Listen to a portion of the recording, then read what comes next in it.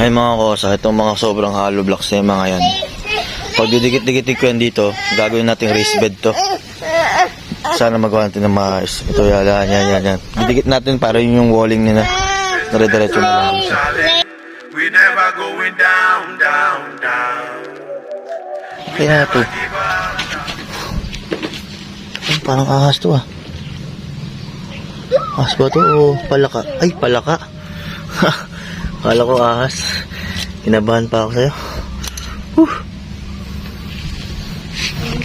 Yan yung progress oh. Yan. Palibot na natin yung hollow blocks. Lagyan natin yan ulit ng bao. Kuha tayo bao ngayon. Kalahati na. Marami pa ito eh. So many birds. Marami pa yan. Pwede na to.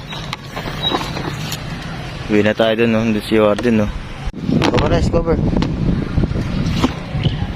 Okay, let's go. Let's go. Yung raised bed natin na medyo maliit lang. Ito naman yung bao na parang magiging base na.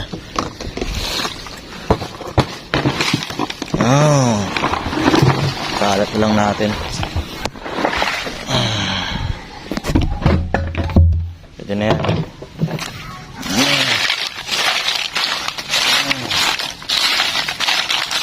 Parang kulang pa. Pero tingin ko okay na yan. Lupa na lang kasunod. Ngayong pinagbistayan, kuha tayo. Lalagay natin dun sa halaman. Down, down. We never going down, no way. Sorry, down, down, down. We never going down, down. Sorry.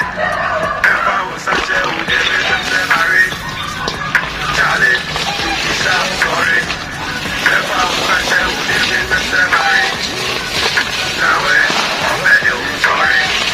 If I was such a would never say marry. Konti pa siguro. Kasi yan pa lang yung nakabera niya. Sila mga 3 balik pa yan. At yan mga kosa. Na puno ko na. Yung mga binistay kanina na bato. Yung nahiwalay. Yan yun. Ngayon. Next bukas yung nabistay naman. Bukas na kasi. Magagabi na yan. 5 na mahigit ng hapon eh. Para yun naman sa ibabaw. Tapos sunod. Kuha tayo ng mga lupa dito. Yung mga malusog ng lupa. Tapos yun naman ang pinakaibabaw natin bago natin basain. Maglalagay na rin tayo ng mga nabubulok na pagkain para bukas all goods na yan. Yan. Ito na magiging taniman ng bawang sibuyas natin.